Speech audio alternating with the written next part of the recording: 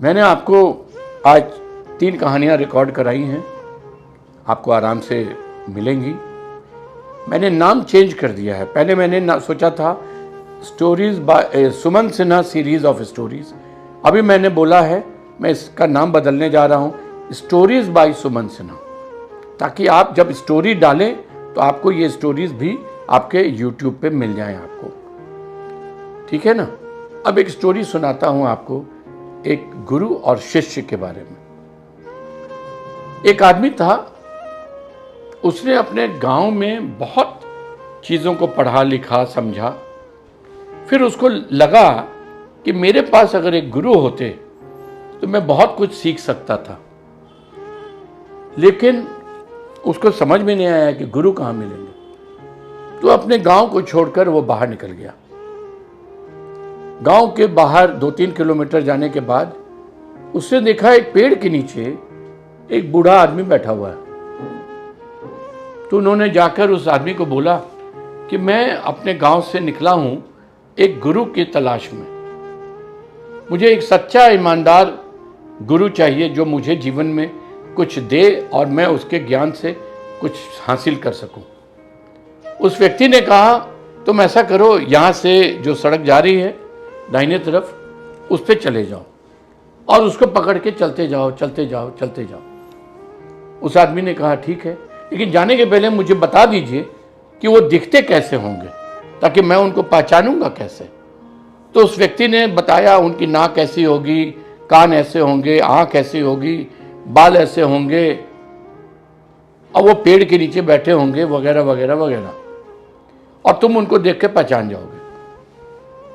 वो व्यक्ति निकल गया, उसके बताए हुए रास्ते पे घूमता रहा 2 साल, 4 साल, 5 साल, 8 साल, 10 साल, 15 साल के बाद उसको लगा कि अब तो मैं बूढ़ा हो रहा हूँ।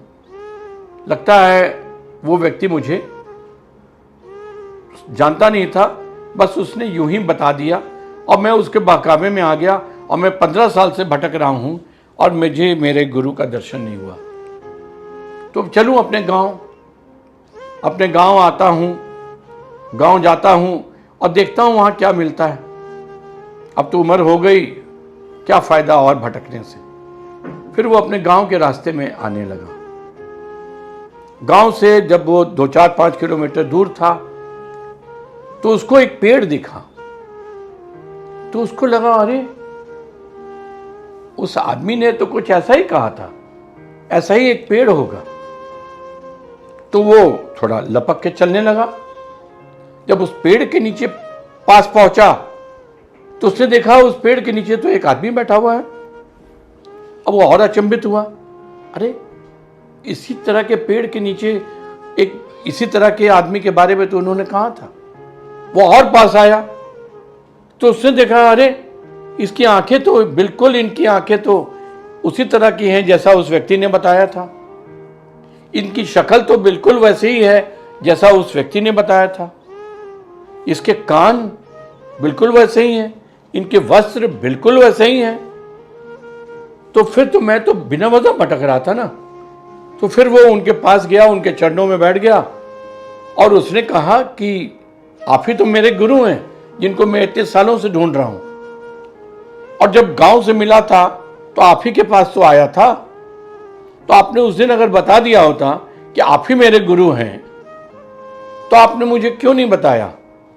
और मैं इतने सालों से आप ही को ढूंढ रहा हूं, आप ही की तलाश में भटक रहा हूं, और आज जब गांव आया हूं तो आपसे यहां मुलाकात हुई और आप ही मेरे गुरु थे, तो उसी दिन मुझे रोक लिया होता। तो वो व्यक्ति हंसने लगे, बोले नहीं बेटा, मैं तुम्हारे इंतजार में इतने सालों से बैठा हूं। तुमको ढूंढने की इच्छा थी, तुमको भटकने की इच्छा थी। अगर मैं उस दिन कहता कि मैं ही तुम्हारा गुरु हूं, यहीं पे रुक जाओ, तो तुमको लगता कि मैं क्या बोल रहा हूं, तुमको लगता कि मैं यूं ही कुछ ऐसे ही बोल रहा हूं और तुम रुकते नहीं। इसलिए मैंने भी तुमको छोड़ दिया कि तुम एक बार भटक लो, घूम लो, ढूंढ लो, अंत में तो तुम वापस आओगे ही मेरे पास। और मैं इतने सालों से यहाँ इसी पेड़ के नीचे तुम्हारे इंतज़ार में बैठा हूँ। चलो आ गए तुम, बहुत अच्छा लगा। अब कल से हम लोग मिलके बैठेंगे, बात करेंगे। बहुत अच्छा लगा तुम आ गए। और यह कहकर उस शिष्य ने अपने गुरु के चरणों में अपना सर रख दिया और उस दिन से वो शिष्य और गुरु साथ मिलने लगे, बात करने लगे। यही इस कहानी का है। कई बार हमारे गुरु हमको मिलते हैं लेकिन वो हमको छोड़ देते हैं भटकने के लिए, क्योंकि हमारा जो ईगो है ना, जो अहंकार है ना, वो कोई भी चीज़ जब मिल जाता है हाथ में चल के, अपने आप से मिल जाता है, तो हमको वैल्यू नहीं होती है। मिली हुई चीज़ की वैल्यू नहीं होती है। हमको लगता है कि हमको ढूंढना है, हमको ढूंढना है, परिश्रम करना है।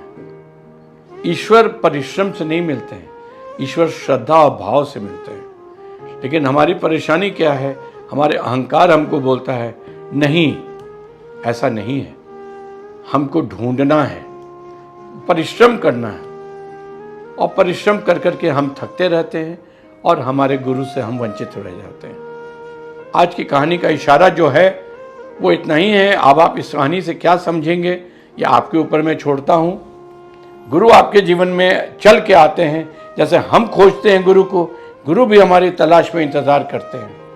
कहते हैं राम कृष्ण इंतजार करते थे छत पे हमेशा बैठे हुए, हमेशा जोर जोर से कभी कभी चिल्लाते थे, नरेंद्र तुम कब आओगे। नरेंद्र विवेकानंद का नाम था और रामकृष्ण बहुत सालों से उनका इंतजार कर रहे थे। और छत पे वो कई बार जिस दिशा से विवेकानंद बाद में आए उसी दिशा की तरफ देखते हुए बोलते रहते थे, नरेंद्र तू कब आएगा, नरेंद्र तू कब आएगा। इसी तरह हम गुरु के इंतजार में और गुरु हमारे तलाश में दोनों भटकते रहते हैं। जिस दिन हम तैयार हो जाएंगे, गुरु हमको मिले हुए हैं, मिल जाएंगे। श्रद्धा के साथ एक बार फिर आपको बहुत बहुत धन्यवाद। आपने इतने प्यार से मेरी कहानियों को सुना, बहुत इशारा किया मैंने आपके तरफ। जैसा आपको लगे इन कहानियों को सुने, औरों को बताएं, शेयर करें, कमेंट करें, लाइक करें और जो आपकी इच्छा वैसा करें। नमस्कार।